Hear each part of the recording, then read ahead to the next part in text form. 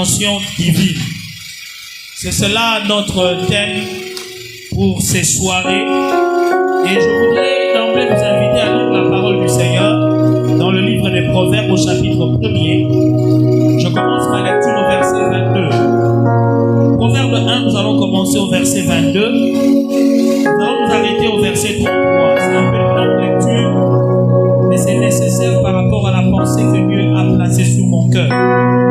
Proverbe chapitre 1, je commence au verset 22. Nous lisons au nom du Seigneur Jésus.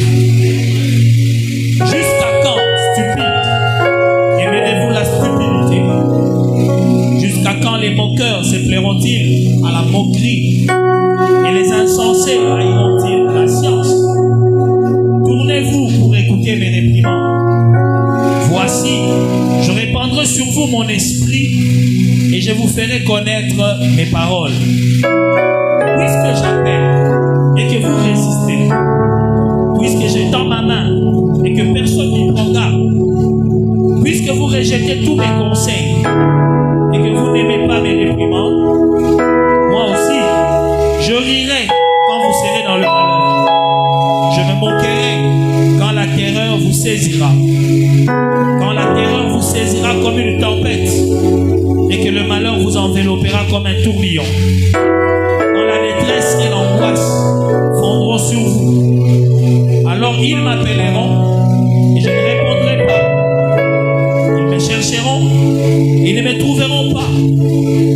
Parce qu'ils ont haï la science et qu'ils n'ont pas choisi la crainte de l'Éternel.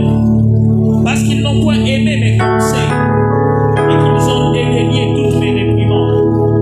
Ils se nourriront du fruit de leur voix et ils se rassasieront de leurs propres conseils. Car la résistance des stupides les tue et la sécurité des insensés les perd. Mais celui qui m'écoute reposera avec assurance. Il vivra tranquille et sans craindre aucun mal. Parole du Seigneur. Que le Seigneur ajoute ses bénédictions sur la lecture de sa parole. Lorsque vous examinez ce texte, c'est un texte un peu négatif. C'est un texte un peu pessimiste. Un texte qui présente une image un peu d'un Dieu en colère, d'un Dieu qui blâme.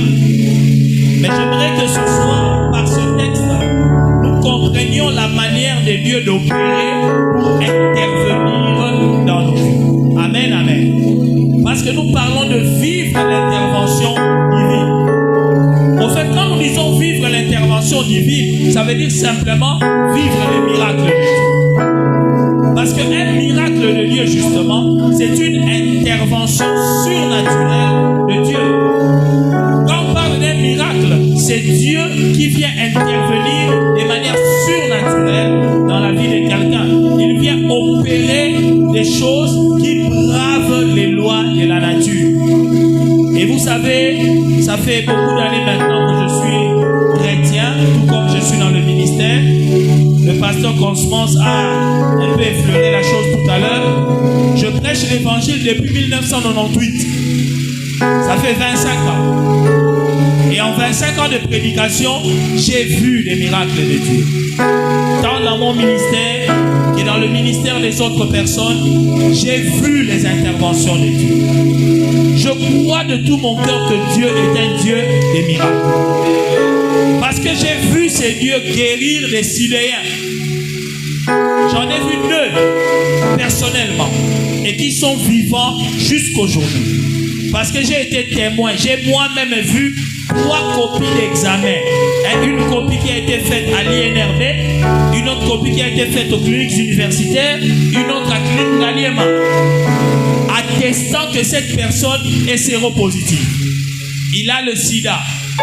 Qui plus est, la femme est morte de la même infection. Mais cet homme-là, par la prière, est guéri. Il s'est remarié avec une autre femme. Ils ont eu des enfants et tous sont en bonne santé, vivants jusqu'à présent. Dieu est un Dieu donc qui guérit les malades. Peu importe la maladie qui arrive, Dieu peut intervenir et il guérit. J'ai vu par mon ministère des personnes qui n'étaient rien. Rien du tout dans la vie. Rien du tout dans la société. Et Dieu les a élevés miraculeusement. Par une simple parole, par une simple révélation, et la vie de quelqu'un a changé totalement. Il n'y a pas 2 semaines de cela, un jeune homme m'a appelé à partir des États-Unis. Il était 4h30, comme je ne ferme presque jamais ma connexion Internet, le téléphone a commencé à sonner. Et je regarde un numéro des États-Unis, quelqu'un que je ne connais pas. Je décroche quand même, et la personne commence par s'excuser. Il dit, je me rends compte que j'ai appelé au mauvais moment, certainement que chez vous il fait encore nuit. Voilà, je m'appelle un tel, pasteur, vous me connaissez certainement. J'ai dit, bon, explique-moi, qui es-tu? Tu veux quoi? Il dit, pasteur, il y a presque 10 ans de cela, vous aviez fait une action évangélique au champ de tir. Le thème c'était que la lumière, ta lumière arrive. J'étais un jeune homme dans cette campagne, j'étais encore mineur, je devais avoir 17 ans. Il dit, je ne sais pas pourquoi, mais vous m'avez appelé en public, devant tout le monde. Et vous avez commencé à prophétiser sur moi. Vous avez dit devant toute la foule, regardez ce jeune homme, sa vie n'est pas ici. Il passera toute sa vie aux États-Unis, il travaillera au milieu des Blancs. Il y a l'époque quand vous étiez en train de dire ça, personne ne pouvait croire que cela arriverait. Parce que je n'avais même pas l'idée qu'un jour je pouvais arriver aux États-Unis. Il dit, ça fait beaucoup d'années maintenant, je suis aux États-Unis. Je travaille effectivement avec les Blancs. Il dit, je me rends compte que tout ce que vous m'aviez dit, ça s'est accompli. Je dis, tiens, moi j'ai dit ça. Il dit, oui, c'est vous. Je suis en train de vivre la prophétie que vous aviez déclarée. Et moi-même, j'avais complètement oublié. Autrement dit, Dieu est un Dieu qui peut prendre même quelqu'un qu'on ne connaît pas. De la foule, tel que nous sommes là, on ne te connaît pas. Et puis Dieu te colle une destinée et ta vie change.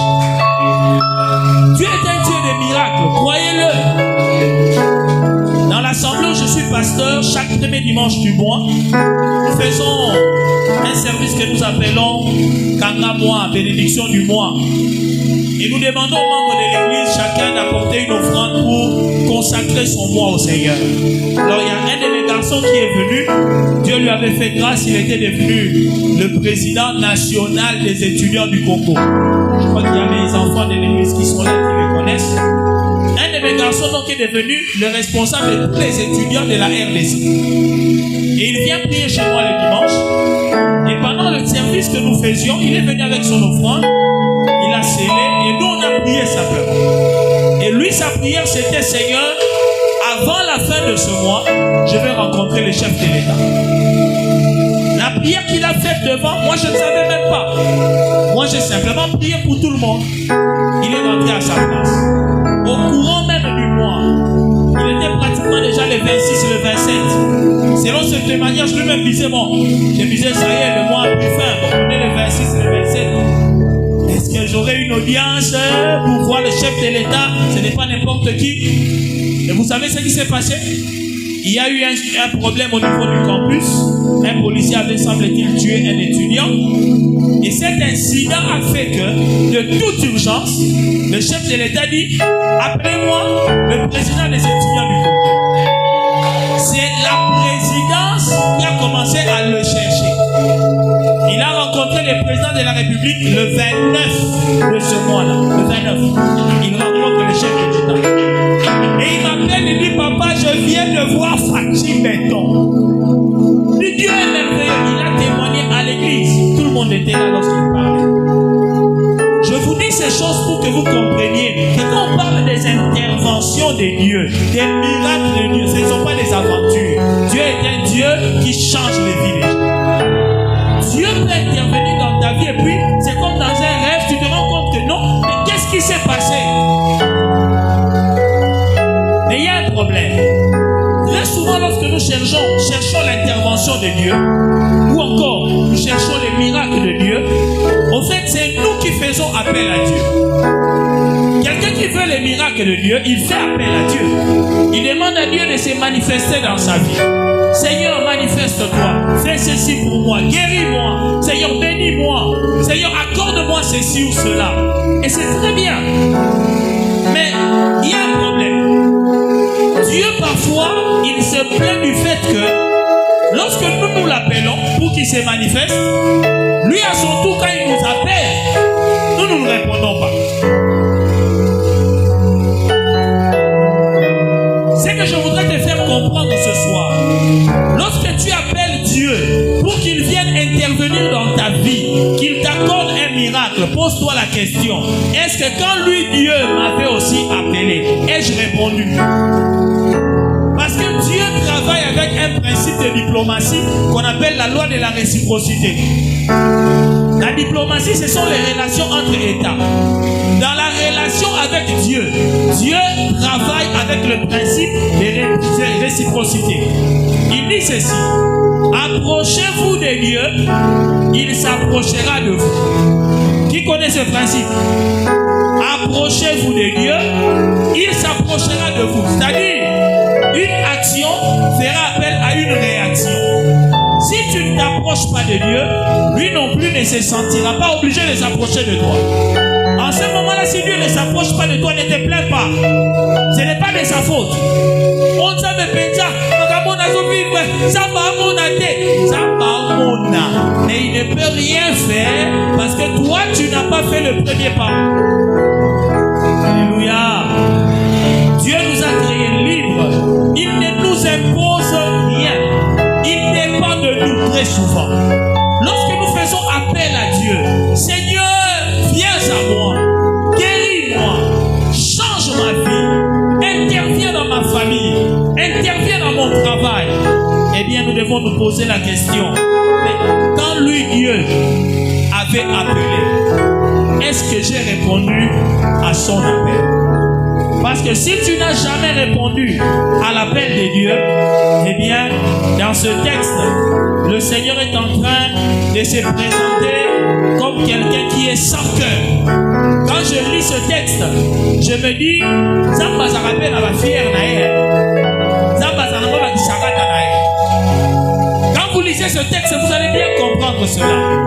Dans ce texte, on présente Dieu comme quelqu'un qui a pris la peine d'appeler les gens, de leur dire venez à moi. Il dit au verset 24, puisque j'appelle et que vous résistez, puisque j'ai dans ma main personne ni point grave, puisque vous rejetez tous mes conseils, vous n'aimez pas mes réprimandes. Écoutez le verset 26, il dit moi aussi je rirai quand vous serez dans le malheur. Est-ce que quelqu'un peut commencer à imaginer cette scène? Dieu, ce n'est pas un homme, c'est Dieu. Dieu dit, quand toi tu seras dans les malheurs, qu'est-ce que lui Dieu sera en train de faire? En train de rire. Imaginez-vous quelqu'un qui est en train de souffrir. Il est sur un lit d'hôpital. Il pleure. Et puis Dieu est sur son trône. Le Dieu d'amour, hein? Il le regarde. Il dit, oh oui. C'est une scène qu'on ne peut pas imaginer, n'est-ce pas? C'est quelque chose, on ne peut pas imaginer le grand Dieu d'amour agir de cette manière-là. Et pourtant, c'est ce qu'il déclare. Il dit, je rirai quand tu seras dans le malheur. Il dit, je me moquerai quand la terreur vous saisira comme une tempête. Quand le malheur vous enveloppera comme un tourbillon. Quand la détresse, l'angoisse fondront sur vous. C'est quand même un peu insolite. Comment le Dieu d'amour, le Dieu qui apporte son secours aux gens, peut se comporter de cette manière? Comment Dieu peut rire pendant qu'un homme souffre? Comment Dieu peut ne pas apporter son intervention quand quelqu'un est dans le malheur, quand quelqu'un est dans l'angoisse? Eh bien, c'est parce qu'il donne lui-même la raison. Il dit, parce que moi, quand j'ai appelé, vous n'avez pas répondu. Et il dit au verset 28, alors ils m'appelleront et je ne répondrai pas. Ils me chercheront et ils ne me trouveront pas. Ça contredit 33, verset 3. Jérémie 33, 3 est clair. Invoque-moi, je te répondrai. Ça, c'est Dieu.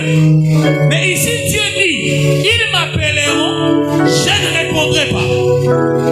Comment Dieu refuse de répondre à l'appel de quelqu'un? Quelqu'un est malade, il a besoin du secours, de l'intervention, et Dieu ne répond pas. Tout simplement parce que quand tout allait bien dans la vie de cette personne et que Dieu, lui, faisait appel à cette personne, la personne aussi s'est moquée de Dieu. La personne aussi n'a pas fait cas à l'appel de Dieu. Bien aimé, je n'aimerais pas que ce soit ta situation. Le vœu de mon cœur, c'est que toutes les fois que tu feras appel à Dieu pour une intervention divine, que Dieu réponde à ton appel. Le vœu de mon cœur, c'est que ce soir même, parce que dans les minutes qui suivent, nous allons faire appel à Dieu.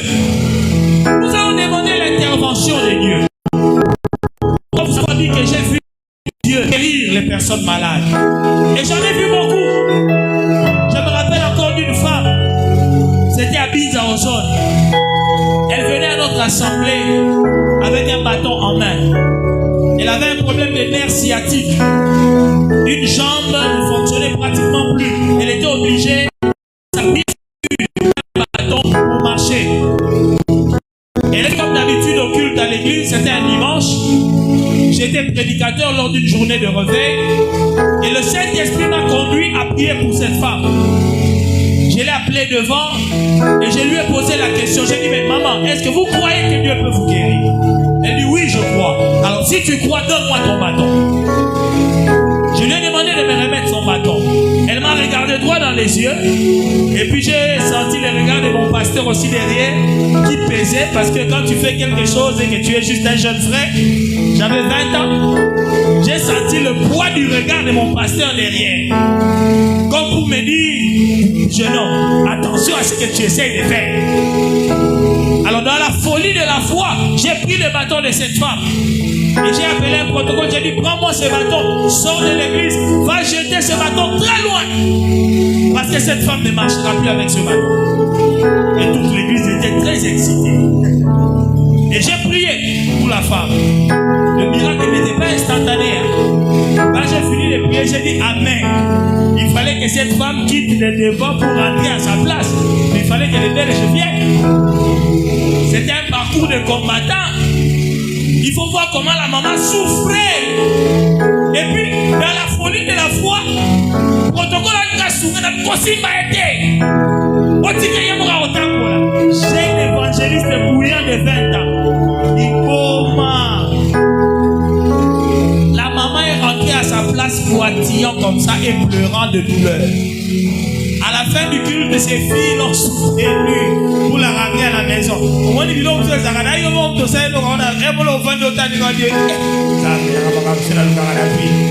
Maman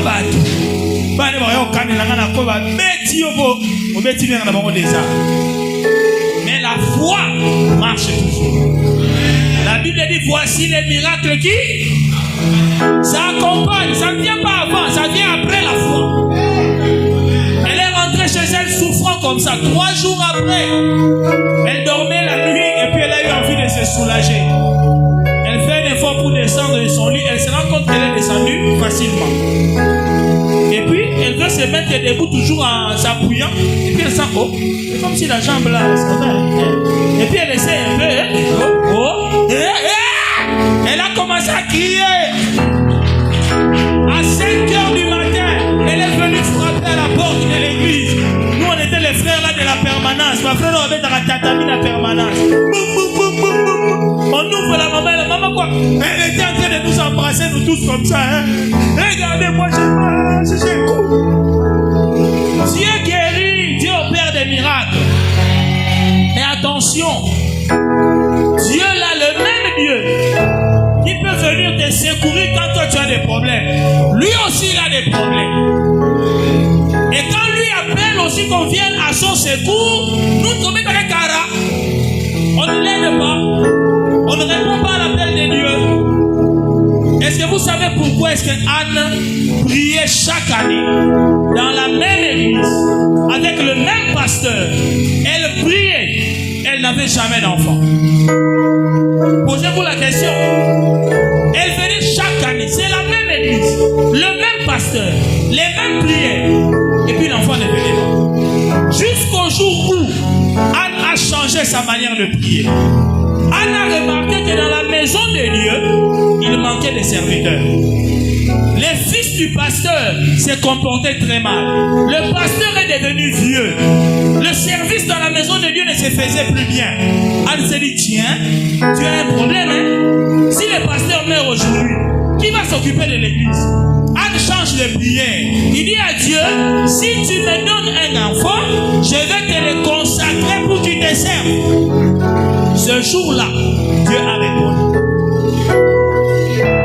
Il n'avait jamais répondu avant. Autrement dit, Dieu est un Dieu qui tient compte aussi de ses intérêts. Machine à Kanzambete. Biso ba kino nzunzu l'équipe biso tokomi na dimension de l'Ukaroshi na. Nous cherchons l'intervention de Dieu comme des chineurs. Seigneur, donne-moi. Seigneur, fais ceci pour moi. Mais quand lui, Dieu a des problèmes, nous ne sommes pas prêts à répondre à son appel. Alors Dieu aussi change de langage. Il dit parce que quand moi j'ai appelé, vous n'avez pas répondu. Lorsque vous aussi vous m'appellerez, je ne répondrai pas. Il dit, ils me chercheront et ils ne me trouveront pas. Ah, mais non, ça c'est contraire à la parole. Dieu a dit cherchez et vous trouverez. Si vous me cherchez de tout votre cœur, je me laisserai trouver. Comment Dieu commence à dire, ils me chercheront, ils ne me trouveront pas. C'est le problème que beaucoup de gens racontent à Kinshasa.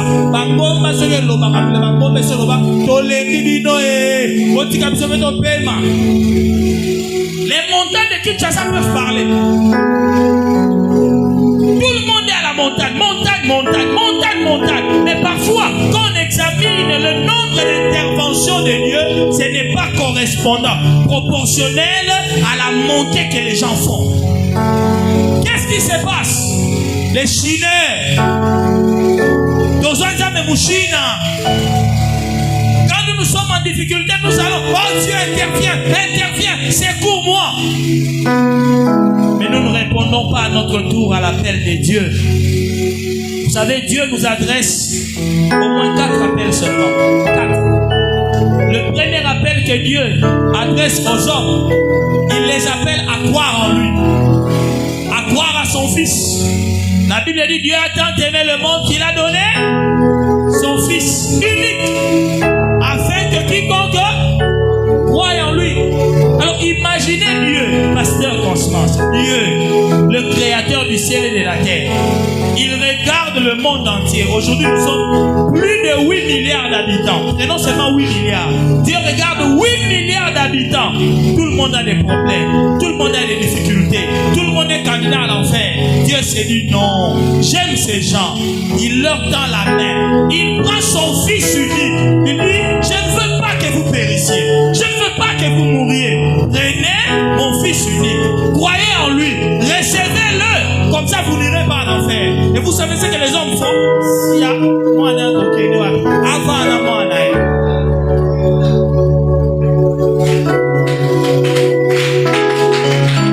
C'est ce que le monde fait. Dieu s'est dérangé. Ce n'est pas nous qui avons demandé à Dieu de nous donner son Fils. C'est lui-même qui a pris l'initiative. La Bible dit afin que vous ne périssiez pas, pour que vous ayez la vie éternelle. Il a pris son Fils, il t'a donné. Et tu refuses le Fils de Dieu. Voilà pourquoi la Bible dit, jusqu'à quand, stupide, aimeriez-vous la stupidité? C'est tellement stupide, c'est tellement idiot. Vous savez, parfois, Dieu utilise des termes impolis. Appeler quelqu'un stupide, c'est plus pire qu'appeler quelqu'un zoba. Un stupide, à l'église zoba na buzoba. Il dit jusqu'à quand vous les stupides, vous allez continuer à aimer la stupidité? Comment un homme peut refuser le plus grand de tous les cadeaux que Dieu a fait à l'humanité? Maintenant, Dieu t'a donné son fils. Tu as refusé de prendre son fils. Et tu viens demander à Dieu le mariage. Tu demandes à Dieu de l'argent. Mais quand Dieu te regarde, mais toi tu es malade, tu es stupide. Je t'ai donné le meilleur de tous les cadeaux. Tu ne veux pas les prendre. Pourquoi est-ce que je te donnerai l'argent? Pourquoi est-ce que je vais te donner les mariages? Pourquoi? Dis à ton voisin, reçois le premier cadeau. Reçois d'abord le premier cadeau que Dieu a donné. L'appel que Dieu nous lance à tous. Et c'est chaque jour. La Bible dit, Jésus parle, il dit, voici je me tiens à la porte et je frappe. Si quelqu'un entend ma voix et ouvre la porte, je fais quoi? J'entre chez lui. J'aime dire aux gens, Jésus est très poli. Bien éduqué. Avec un raccord, tu ouvres, il entre. Parce que l'homme est libre. Mais le diable, par contre, on ne sait jamais quand il est entré. Vous commencez à faire la délivrance, vous entendez ces mains des mots à l'intérieur. Et puis il est très impoli. Hein? Il est chez quelqu'un. Sors! Non, donc, monsieur, tu es entré quand? Bon, ce n'est pas chez toi. On te demande aussi de sortir, tu ne veux pas. Vous voyez le comportement de Satan? Satan est très mal éduqué. Jésus, au moins, il est éduqué, il frappe. Mais quand l'appel de Dieu vient, certaines personnes viennent à l'église chaque jour. Et il entend l'appel de Dieu. La voix de Dieu sonne même dans son cœur. Accepte Jésus. Crois en Jésus. Mets-le au centre de ta vie. Mais il endurcit son cœur. Mais en même temps, vous verrez la personne. Yahweh, Kanisa, Yahweh. Mais mon ami, c'est de la stupidité ce que tu fais. C'est stupide de refuser Jésus et de demander à Dieu d'ouvrir la porte du voyage. C'est stupide. Le deuxième appel que Dieu nous lance, c'est un appel à la repentance. Et l'appel à la repentance, écoutez-moi très bien, Église, ce n'est pas un appel que Dieu lance seulement aux païens. Non. L'appel à accepter Jésus, oui, ça c'est les non-croyants qui peuvent recevoir cela. Mais l'appel à la repentance, c'est à la fois pour les païens, mais aussi pour les croyants. Parce que la repentance veut dire changer de mentalité, changer de style de vie, changer de comportement. Tout ça, ça fait partie de la repentance. Il y a des gens, il entend la voix de Dieu, le Seigneur lui parle, soit par la prédication, soit par la voix intérieure. Il y en a même qui ont reçu des prophéties. Un prophète est venu le voir. Dieu lui a dit, ma soeur, Dieu me montre, aligne ta vie. Mais malgré ça, pasteur, la personne voit l'appel de Dieu. On ne peut pas changer de conduite. Et pendant ce temps-là, qu'est-ce qu'on fait? Oh Seigneur, agis dans mes études. Seigneur, donne-moi un travail. Donne-moi un travail, mon ami.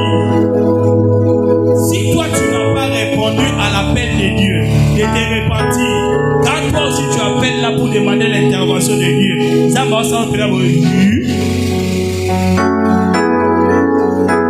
Il est sur son trône, hein, et puis il fait non. Dieu en train de dire à un homme,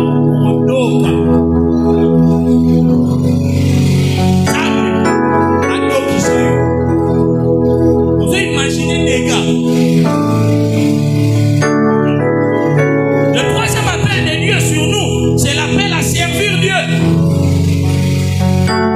Beaucoup de gens, il entend ça dans son cœur. Il est à l'église et puis le Seigneur l'appelle. Sers-moi. Même pour balayer seulement. Pour être un protocole, chante au moins. Fais quelque chose. Va évangéliser, gagne les âmes. Il ne répond pas à l'appel de Dieu. Lui n'a jamais de temps pour Dieu. Oh non, pasteur, vous voyez, je suis un garçon très occupé. L'université, oh, pasteur, vous savez, j'ai vraiment le business, mais prend tout mon temps, pasteur, vous savez. Le jour où toi, tu appelles Dieu aussi au secours. Dieu va te dire, en tout cas, je suis occupé en Haïti là-bas, j'ai fait des péchés, les anges, ils ont des choses à faire là-bas, en tout cas, donc on va voir ça pétage, je suis très occupé, les problèmes là de l'Ukraine, ça me dérange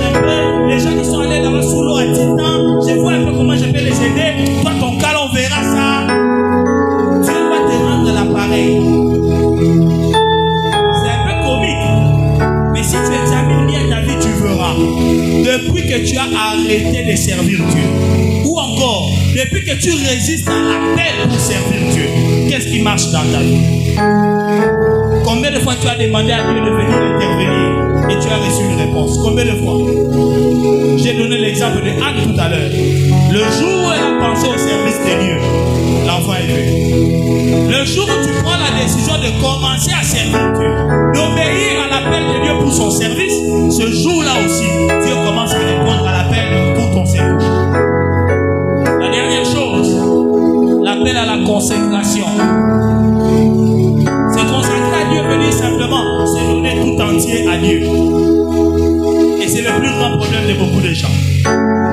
Les gens veulent que Dieu leur donne tout. Seigneur, donne-moi le mariage. Pour le mariage, tu appelles Dieu.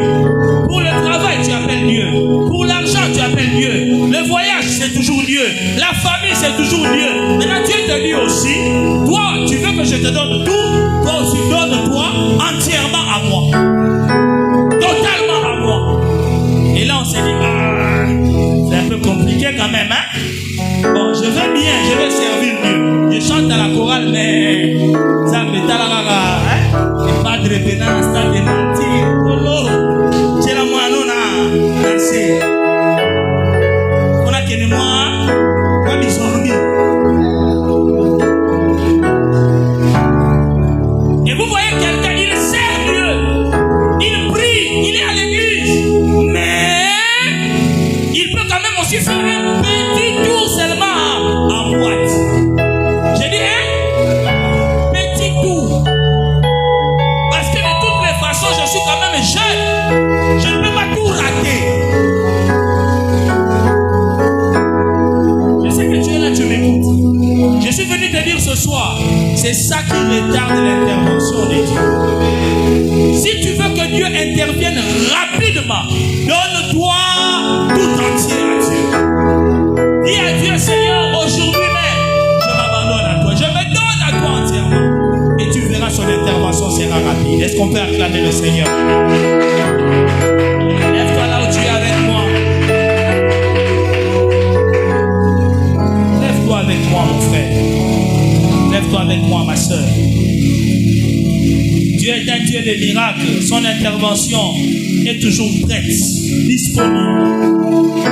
Ce soir, tu peux sortir d'ici avec la main de Dieu déjà sur toi, en train d'opérer, en train d'ouvrir des portes, en train de faire des choses extraordinaires. Mais Dieu veut que toi aussi, toi d'abord, tu répondes à son appel.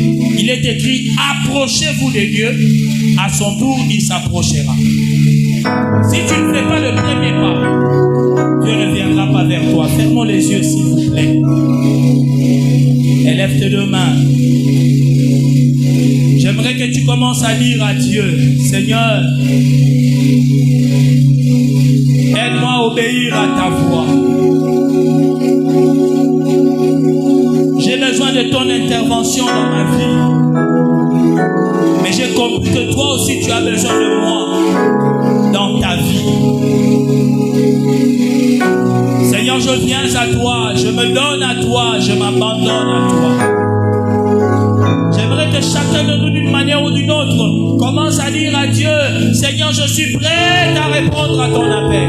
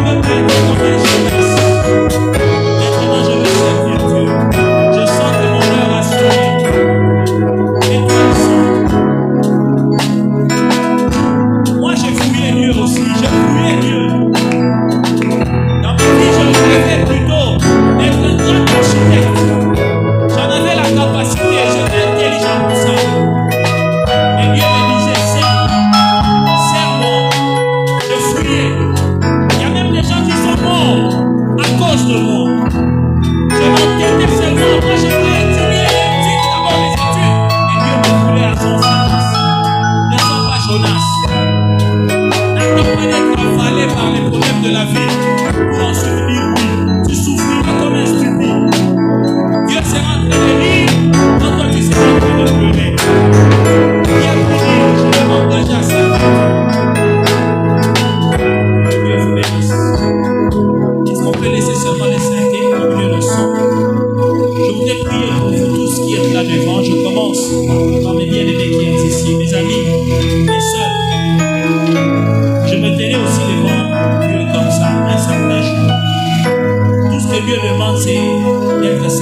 votre cœur.